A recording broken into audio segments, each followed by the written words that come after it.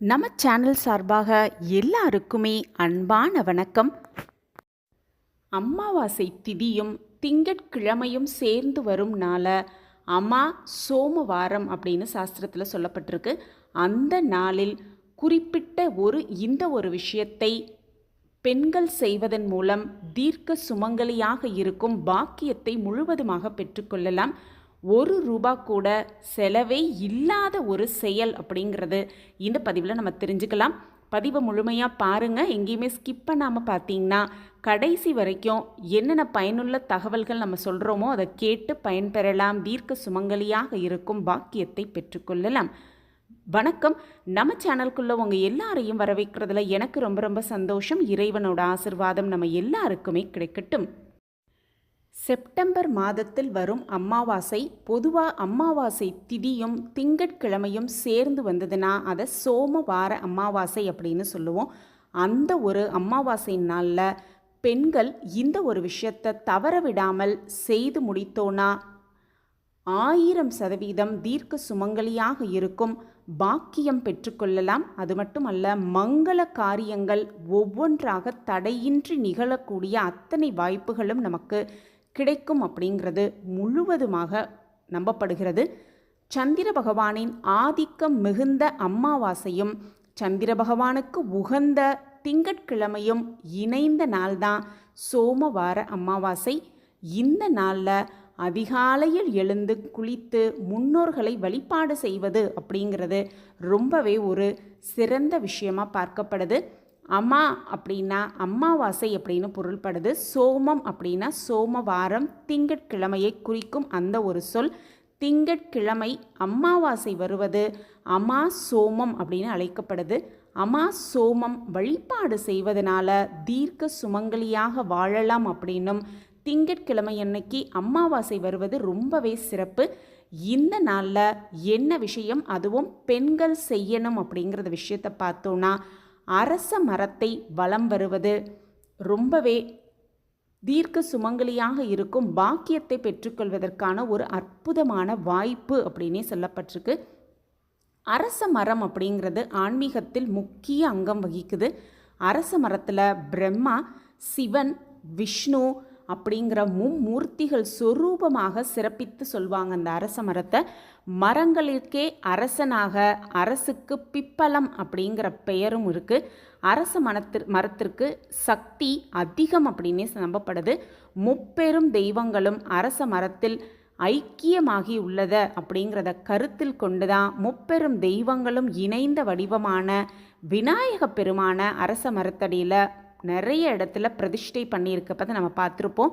அரச மரம் கரியமல வாயுவை இழுத்து கொண்டு பிராண வாயுவை அளிக்கும் அப்படிங்கிறதுனால அரச மரத்தடியில் அமர்ந்தோனாவோ இல்லை வளம் வந்தாலோவோ உடல் வளம் பெறும் அப்படிங்கிறதும், ஆரோக்கியமான வாழ்வு கிடைக்கும் அப்படிங்கிறதும், தீர்க்க சுமங்கலியாக இருக்கும் பாக்கியம் 1000% நமக்கு கிடைக்கும் அப்படிங்கிறது 100% உண்மை.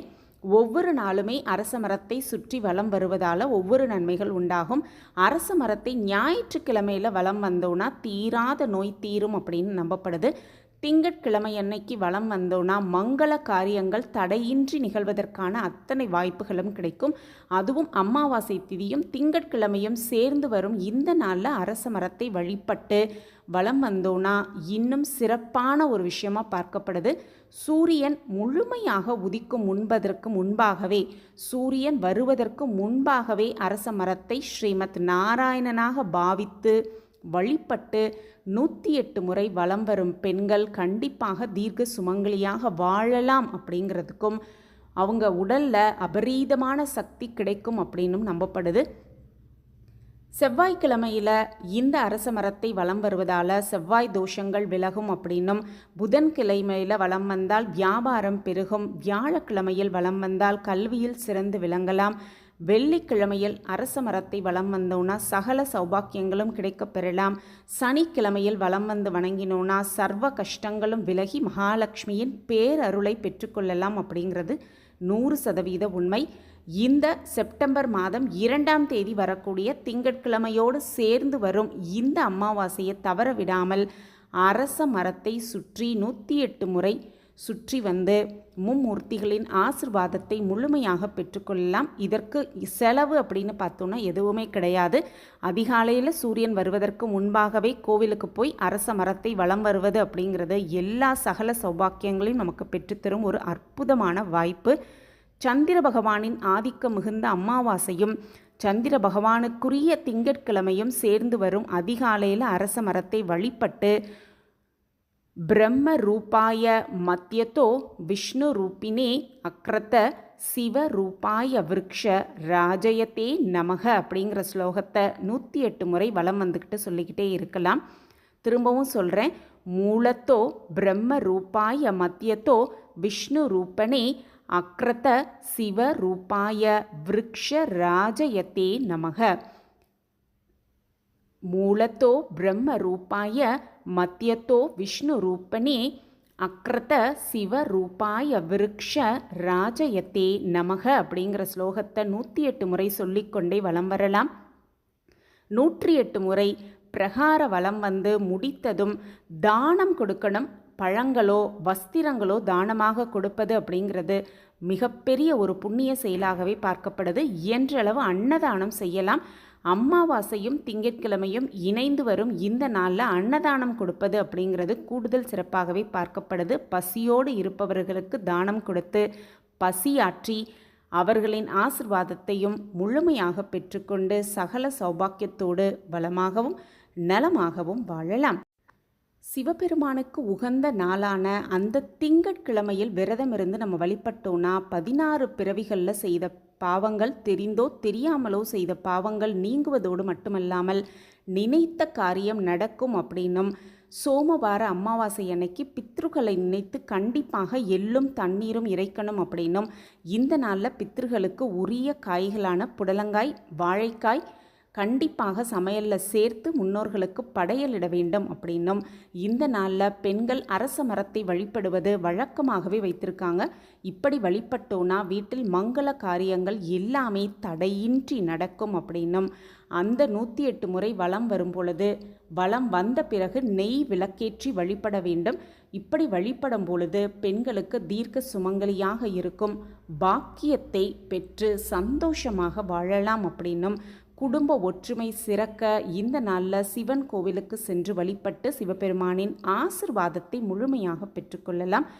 இந்த சிவபெருமானுக்கு அன்றைய நாள் வில்வம் வாங்கி அர்ச்சனை செய்வது அப்படிங்கிறது கூடுதல் சிறப்பாகவே பார்க்கப்படுது. இன்றைய அமாவாசை நாளில், அதாவது திங்கட்கிழமையோடு சேர்ந்து வரும் அன்றைய அமாவாசை நாளை தவற விடாமல் இந்த ஒரு விஷயத்தை, செலவே இல்லாத அந்த ஒரு விஷயத்தை செய்து தீர்க்க சுமங்கலியாக இருக்கும் பாக்கியத்தை பெற்றுக்கொள்ளலாம். சகல சௌபாக்கியத்தோடு வாழலாம். இந்த பதிவு உங்களுக்கு பயனுள்ள பதிவாக இருக்கும் அப்படின்னு நான் நம்புகிறேன். நம்ம சேனலை நீங்கள் ரொம்ப சப்போர்ட் பண்ணிக்கிட்டு வரீங்க. எனக்கு ரொம்ப சந்தோஷம். உங்கள் ஆதரவு மென்மேலும் எங்களுக்கு கிடச்சிக்கிட்டே இருக்கும் அப்படிங்கிற நம்பிக்கையோட மீண்டும் ஒரு புதிய பதிவில் உங்களை பார்க்குறேன். இந்த பதிவு உங்களுக்கு பிடிச்சிருந்ததுன்னா லைக் பண்ணுங்கள், ஷேர் பண்ணுங்கள், அப்படியே ஒரு கமெண்ட்டையும் போட்டுருங்க. உங்கள் கமெண்ட் தான் எங்களுக்கு மிகப்பெரிய ஒரு ஊக்கமாகவே இருக்கும்.